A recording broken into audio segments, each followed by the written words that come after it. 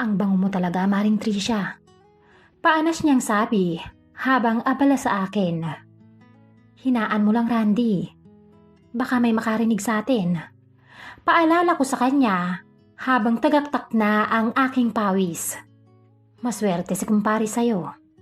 Sayang lang at hindi na niya ito magawa sa'yo. Kaya ako na lang ang magbibigay. In sickness and in health, iyan ang sinumpaan naming mag-asawa. Sa harap ng aming mga pamilya, sa harap ng Panginoon, sabay nangako ng habang buhay na pagsasama. Ngunit tulad ng ibang mga pangako, hindi ito naisakatuparan, Miss Roxy, nang dahil lang sa aking kapusukan. Itago niyo na lamang ako sa pangalang Tricia mula sa Cavite. 4 na taon na akong kasal sa asawa kong si Leonard. Dati siyang masigla, masipag at palatawang tao.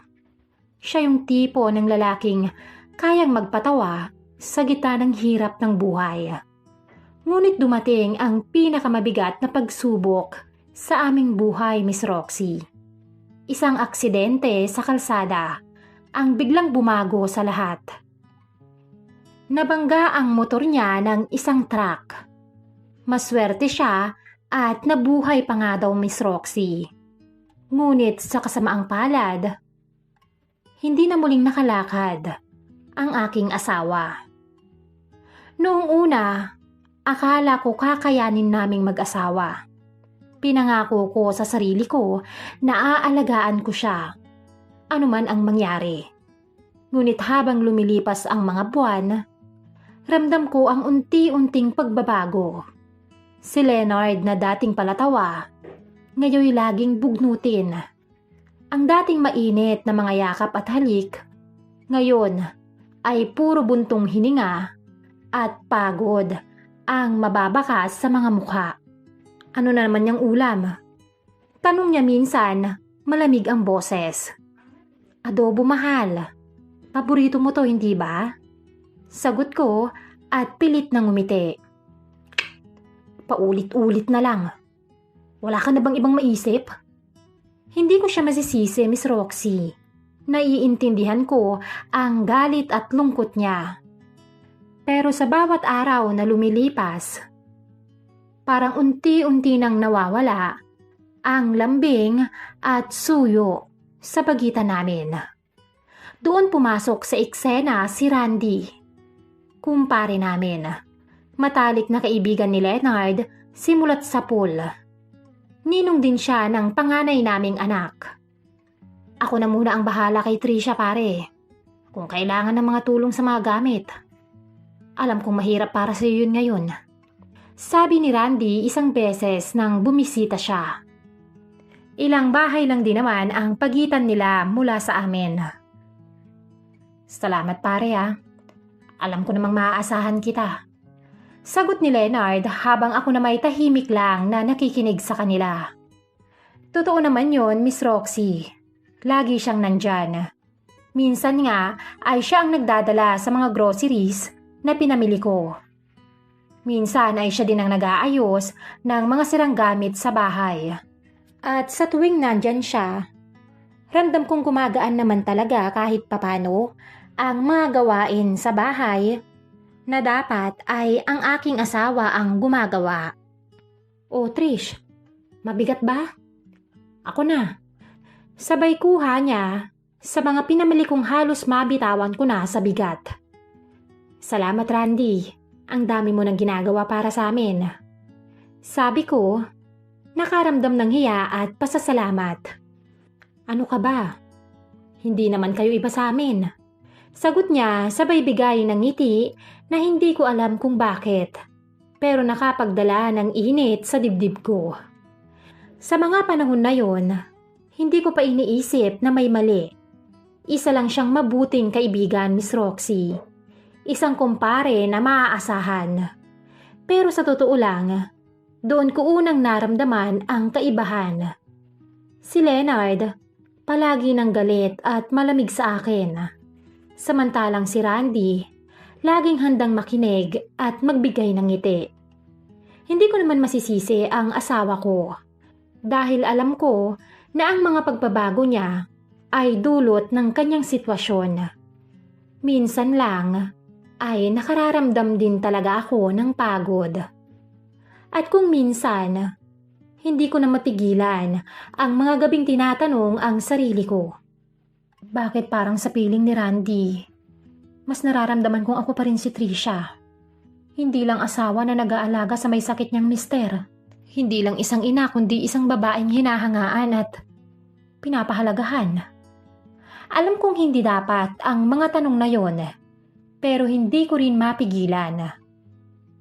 Dahil sa sitwasyon ng aking asawa, ay naging mas madalas ang pagdalaw ni Randy sa bahay. Kung dati para lang tumulong, ngayon ay parang natural na parte siya ng bawat araw namin.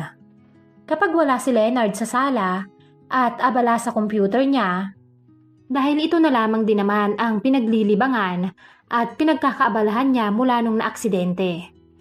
Kami ni Randy ang madalas na magkausap. Isang hapon, habang abala akong naglalaba sa likod bahay, bigla siyang sumulpot dala ang isang bote ng soft drinks. Mare, baka nauuhaw ka. Heto, inumin mo muna. Sabi niya habang inaabot ang bote ng soft drinks. Napatawa ako sabay kuha ng bote. Salamat.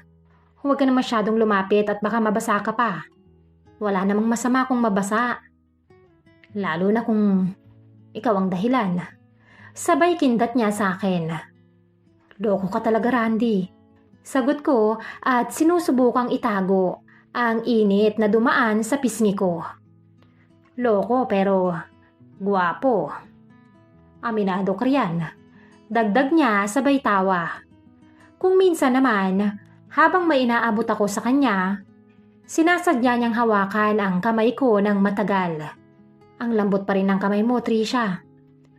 Hindi halatang todo gawa ka sa bahay. Binawi ko agad ang aking mga kamay. Randy, huwag kang ganyan.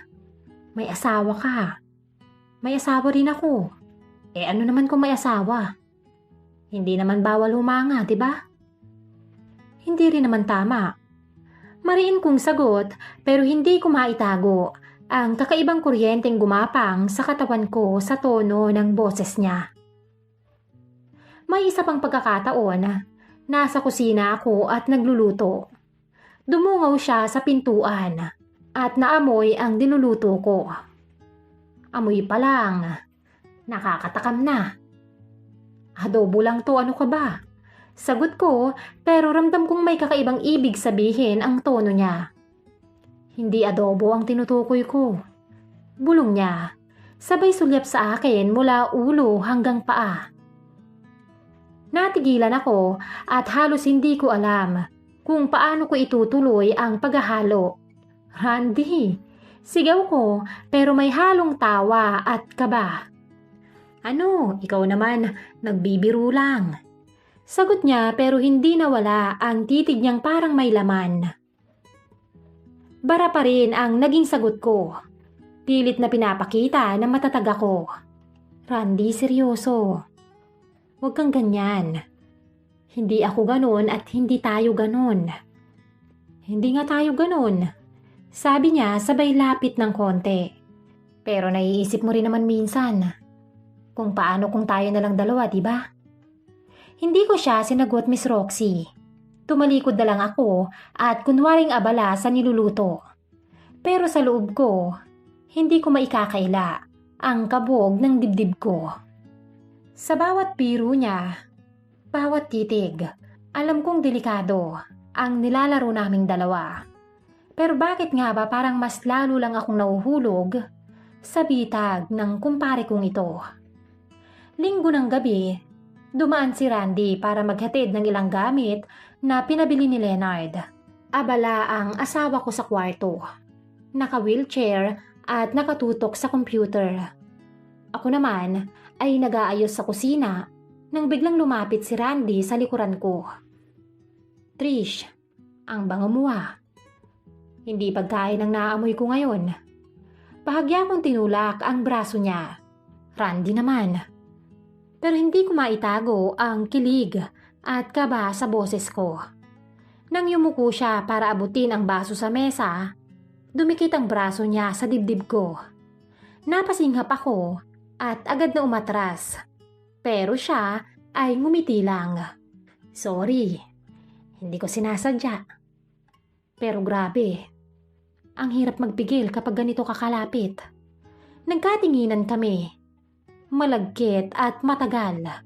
Parang may sariling dila ang aming mga mata na nagsasalita ng mga bawal na bagay.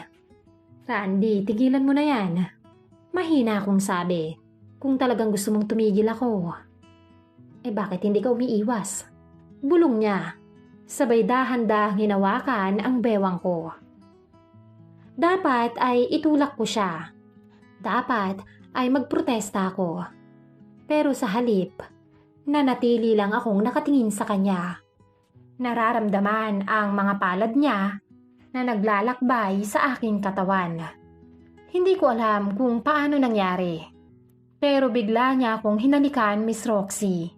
Mariin, mapusok, at sa halip na tumanggi, gumanti ang mga labi ko. Tila matagal na ring naghihintay. Naging mas marahas ang bawat galaw. Ang katawan niya ay halos nakadikit na sa akin. Ramdam ko ang matigas na bagay sa kanyang ibaba. Natanging tela na lang ang nakaharang sa harapan ko. Nagpanting ang tenga ko sa kaba at init na nararamdaman ko. Randy, mali to. Hingal kong sabi. Mali, pero mahirap pigilan, Trish. Nagpatuloy kami sa aming ginagawa. Puno ng gutom at matinding pagnanasa. Ang mga kamay niya ay parang may hinahanap sa aking katawan. At sa bawat halik at haplos, unti-unting nawawala ang boses ng konsensya ko. Doon ko napagtanto, isang maling hakbang na lang, hindi na ako makakabalik. Kinaumagahan, schedule ni Leonard ng therapy sa bayan. Sanay na kaming ako ang sumasama sa kanya. Pero dahil may biglang dumating na kamag-anak na bumiyahe pa mula Tagum, ay sila na ang isinama ni Leonard sa bayan. Ako naman ay naiwan sa bahay. Trish, huwag ka nang sumama nang hindi ka na mapagod. Susunduin naman ako ng mga pinsan ko. Sabi ni Leonard habang inaayos ko ang mga gamit niya. Sigurado ka? Tanong ko kahit alam kong wala na akong laban sa desisyon niya. Oo, magpahinga ka na lang dito. Sagot niya sabay ngiti na matagal ko nang hindi nakikita sa kanya. Nang umalis sila, nag-umapaw ang katahimikan sa bahay. Doon biglang dumating si Randy. Dala ang ilang prutas at gulay. Wala si kumpare?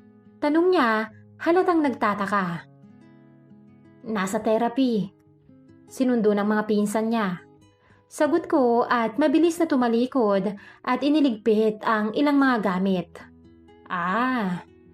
So ibig sabihin, tayong dalawa lang? Aniya na may ngiti sa mga labi. Randy, huwag ka nga mag-isip ng masama. Baka kung ano pa. Ngunit bago ko pa matapos yun, hinawakan na niya ang mga kamay ko at hinila ko papalapit. Trish, tigilan na natin ang pagpapanggap. Alam kong nararamdaman mo rin to. Hindi na ako nakasagot, Miss Roxy. Hinalikan niya ako agad. Mas mariin at mas mapusok kaysa dati. Napakapit ako sa balikat niya. Ramdam ang init na matagal ko nang ipinagkakait sa sarili ko. Paano ang mga asawa natin? Huwag na muna natin silang isipin. Pinaupo niya ako sa mesa ng kusina habang patuloy ang pagdikit ng mga labi namin. Habang magkadikit ang mga labi namin, ramdam kong nanginginig ako sa kaba at ang mga labi niya ay nag-iwan ng mainit na bakas sa balat ko. Ang tagal kong hinintay to, Trish. Bulong niya habang bumabagsak ang mga damit ko sa ibaba. At nang maramdaman ko ang pag-iisa ng aming mga katawan, alam kong hindi na kami makakabalik. Ang mga kamay ko na dapat tumutulak, ngayon humihila pa sa kanya papalapit. At doon, sa kusinang ilang taon kong ginugol sa pagluluto para kay Leonard at sa aking pamilya, naganap ang isang bagay na hindi dapat. Mainit at mapusok. Walang preno ang mga nangyari. At sa bawat daing na pinipigilan kong lumabas, alam kong unti-unti nang bumibitaw ang pagiging asawa kong tapat. Pagkatapos noong nangyari sa amin ni Randy sa kusina, hindi na natigil ang lahat. Sa halip, para kaming nilamon ng apoy na lalo lang lumalaki sa paglipas ng mga araw. Minsan, kapag kailangan kong mamalengke o maggrocery, magpepresenta si Randy na ihatid ako. Ako na maghahatid kay Trish pare. Nang hindi na rin siya mahirapan pa mag-commute pa uwi at nang may makatulong na rin siya sa pagdadala ng kanyang mga binili. At ang asawa ko naman, na akala ay inosenteng tulong lang yun ng kumpare, ay ngingiti lang at tatango. Ang swerte talaga namin sa'yo, paring Randy. Maraming salamat sa lahat ng tulong mo. Lalo na ngayon at ganito na ako. Diretso kami sa isang motel o kung saang lupalop ng Cavite upang ilabas ang init ng aming mga katawan.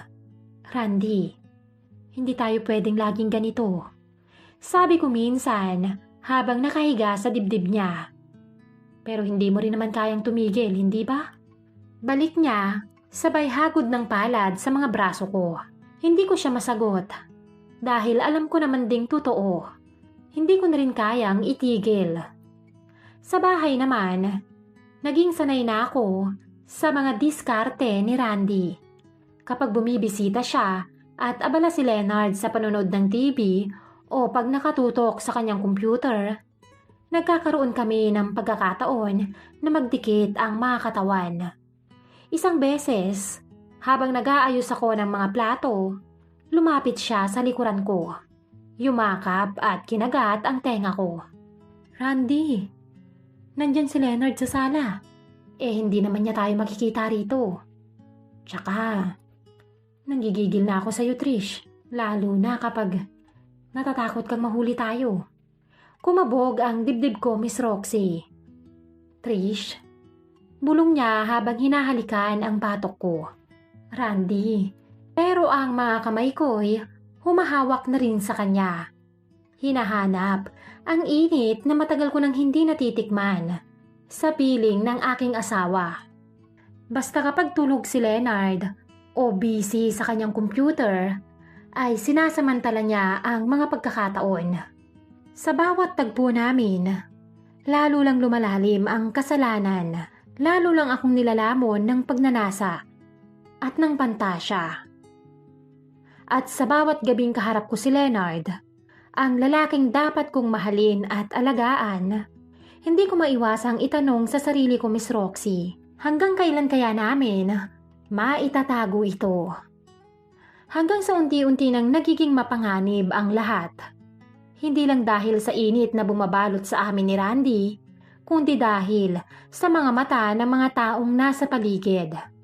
Araw ng Biyernes, habang nag-aayos ako ng merienda para kay Leonard, biglang may kumatok sa pintuan. Nang buksan ko, ay bumungad sa akin si Minda, ang kumari namin na asawa ni Randy. Uy, Trisha. Nakangiting bati niya, pero halatang pilit ang ngiti. Nandyan ba si Randy? Medyo natigilan ako. Ha? Wala siya rito, bakit? Ganun ba? Sagot niya, sabay lingon sa paligid ng bahay. Kasi, nitong mga nakarang linggo, parang mas madalas na siyang nandito kaysa sa amin. Para bang dito na siya nakatira. Parang nanlamig ang batok ko. Pinilit kong ngumiti. Ganun ba? Siguro kasi, madalas na pinapakiusapan ni Leonard na Tulungan siya sa mga kailangan ayusin dito. Alam mo naman, hirap na siyang gumalaw. Ganun ba? Sagot ni Minda sabay upo sa sofa na para bang sariling bahay niya. Hindi ko naman ipinagdadamot si Randy. Pero nakakapanibago lang. Kasi kahit linggo, nandito siya. Minsan nga sabi ko, baka may bago na siyang pamilya rito.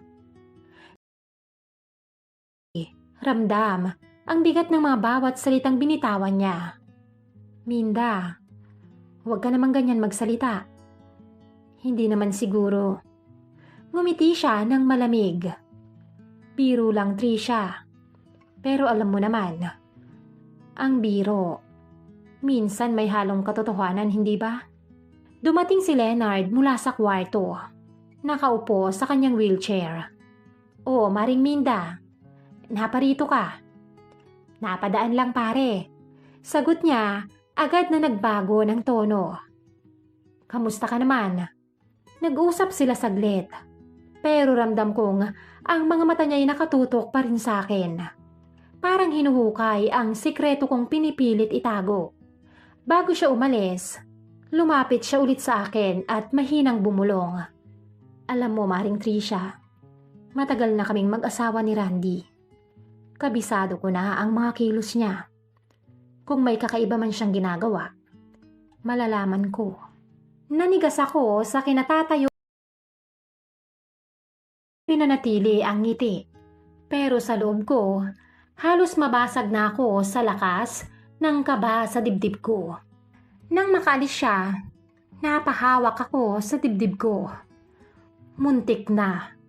At kung hindi kami mag-iingat, baka hindi lang biro ang mga pasaring niya. Pagkaraan ng ilang araw mula sa biglaang pagdalaw ni Minda, ramdam ko pa rin ang kaba. Ang mga salita niya ay paulit-ulit na umaalingaw-ngaw sa isip ko. Kabisado ko na ang mga kilos niya. Kung may kakaiba man siyang ginagawa, malalaman ko. Sinabi ko yun kay Randy, pero tila wala lang sa kanya ang mga yun. Isang gabi, nagpunta siya sa bahay. Dala ang ilang paborito ni Leonard, balot at ilang piraso ng chicharon. Matapos niyang ihatid yon sa asawa ko na abala sa TV, sinenyasan niya akong sumunod sa kusina. "Randy, ano ba? Baka makita tayo." Bulong ko habang pinipigil siyang lumapit. "Relax ka lang. Nasa sala si pare. Tutok na tutok sa pinapanood." Hindi niya mapapansin. Sagot niya, sabay lapit ng katawan niya sa akin. Dumikit ang dibdib niya sa likod ko habang nag-aabot ako ng baso. Ramdam ko agad ang matigas na bagay sa aking likuran. "Randy." Bulong ko pero hindi na ako nakagalaw nang ilapit niya ang labi niya sa gilid ng tenga ko. "Trisha, mas lalo lang akong nasasabik sa'yo kapag may peligro." Habang hinahaplos ang mga braso ko. "Loko ka. Hindi na ito biro. Baka mahuli na talaga tayo." Hindi ba? Mas masarap kapag alam mong bawal." Nagtagpo ang mga labi namin. Mariin, sabik, puno ng init ang mga yon. Idiniin ang katawan niya sa akin. Pilit kong pinipigilan ang sarili kong bumigay. Pero lalo lang siyang naging agresibo. Marahas, puno ng pananabik. Parang bawat galaw namin ay laban sa takot na mahuli. "Sige na, Trish." Bulong niya. "Hindi pwede. Nandyan si Leonard." Sagot ko, pero habang sinasabi ko yon, hinila ko rin siya palapit. Sa kusinang yon, na ilang araw lang ang nakalipas, na muntik na kaming mabuko ni Minda, muling naganap ang isang mapusok na pagkakasala. Ang katawan naming parehong gutom, nagtagpo sa pagitan ng kaba at pagnanasa. At sa bawat daing na pilit kong pinipigilan, alam kong mas lalo lang kaming nalululong sa bagay na hindi na namin kayang kontrolin. Tanghali ng araw na yon, tahimik ang buong bahay. Si Leonard ay nakatulog sa sala sa pagitan ng kanyang panunood. Ako naman ay lumabas sa likod bahay para kunin ang aking mga sinampay. Pumunta si Randy, dala ang matamis na ngiting lagi kong inaasam. "Hindi ka ba napapagod, Trish?" Tanong niya, sabay lapit at hawak sa bewang ko. "Randy, wag ngayon. Nandyan si Leonard sa sala." "Isang halik lang, Trish. Namiss kita ng sobra eh." Tulog naman si paring Leonard. Hindi ko na siya napigilan. Muli naming pinagsaluhan ang labi ng isa't isa. Mga halik na mariin, puno ng kasabikan, at halos mahulog na ako sa mga bisig niya. "Randy," bulong ko habang nakahawak sa mga braso niya. "Delikado to. Mas lalo kung gusto kapag delikado." At inaasahang pagkakataon, biglang bumukas ang pintuan ng likod bahay.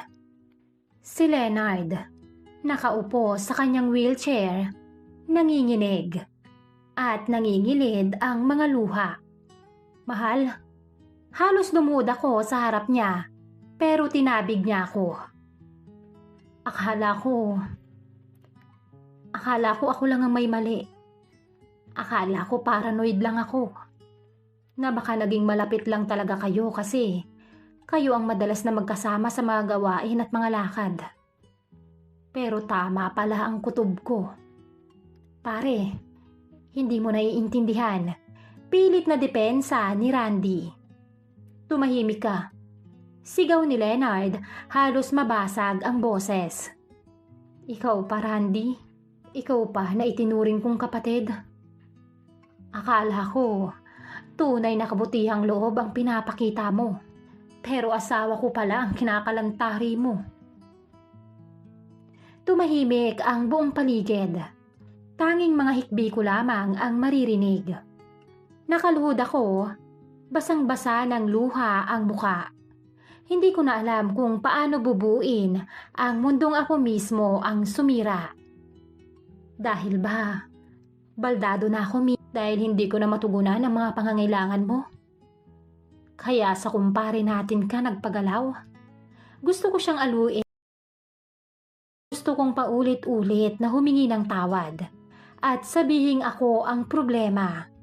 Pero ni isang salita, walang kumawala mula sa aking bibig. Tanging paghikbi na lamang ang namutawi. At ang huling binitawang salita ni Leonard bago siya tuluyang pumasok sa loob, ramdam ko ang bigat ng lahat. Hindi ko na alam, Trisha, kung paano pa kita matatawag na asawa. Makalipas ang ilang araw mula nang mahuli kami ni Leonard, ay bihira na niya akong kausapin. Maliban sa mga tingin niyang diring-diri sa akin, walang nakaalam, maliban sa kanya, sa mga kataksilang ginawa namin ni Randy. Hindi rin nagpakita si Randy sa bahay mula nang nangyari yon. Ngunit isang araw, ay inabangan niya ako sa palengke. "Trish," sambit niya paglapit sa akin. "Kamusta ka? Anong balita sa bahay niyo?" Sunod-sunod na tanong niya. "Anong ginagawa mo rito? Alam mo namang mainit tayo, hindi ba? Mag-usap muna tayo, Trish." Hinawakan niya ang mga kamay ko at hinila ko. Sa dating motel na pinupuntahan namin kami napadpad. "Randy, kailangan na nating itigil.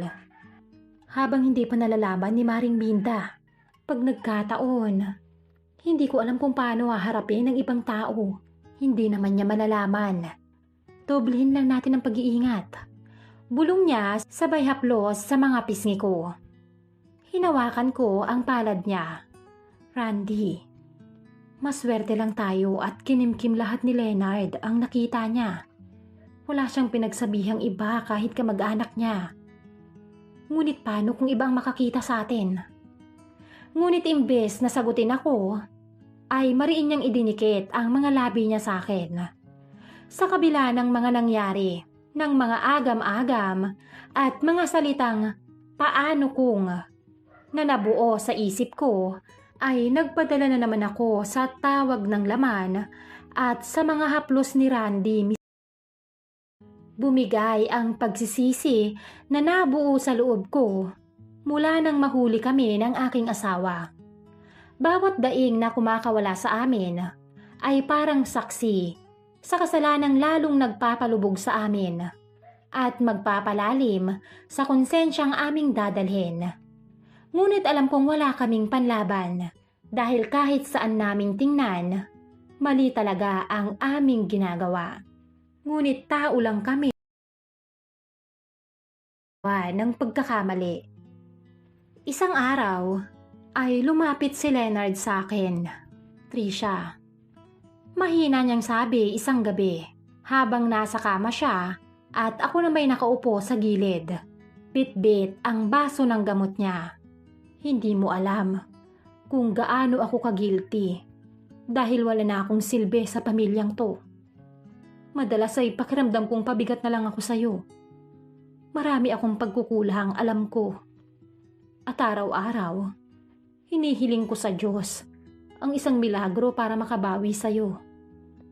Patawarin mo ako sa lahat ng pagkukulang ko.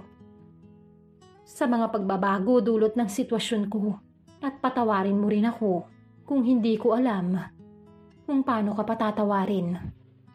At kung paano ko kakalimutan ang kataksilang ginawa mo o ginagawa pa rin. Huwag mo nang hintayin na ibang makakita sa inyo, Trisha. Hindi ko napigilang humagulgol. Leonard, tanging pangalan na lamang niya ang nasambit ko. Ang sakit hindi lang dahil niloko mo ko. Masakit kasi ginawa mo yun habang alam mong hindi kita kayang sabayan. Alam mong mahina na ako. At sa halip na intindihin mo ko, pinili mong hanapin sa ibang lalaki ang mga bagay na hirap ko nang maibigay. Sa kumpare pa natin. Wala akong naisagot sa kanya. At mula sa oras na yon, namuo ang isang desisyon sa isip ko na putulin na ang lahat ng pagkakamaling ginagawa ko. Pinilit kong iniwasan si Randy. Kahit anong pagpupumilit niya ay tinanggihan ko. Pag nakikita ko siya ay agad na akong umiiwas. At sa tuwing gabi, bago ako matulog, umiikot sa isip ko ang parehong tanong. Sulit ba ang init na saglit kong naramdaman sa naging kapalit nito na unti-unting pagkamatay ng tiwala at pagmamahal? Muli ay ako po si Trisha, babaeng nagkamali at ipinagpalit ang sinumpaang habang buhay para sa pansamantalang kapusukan.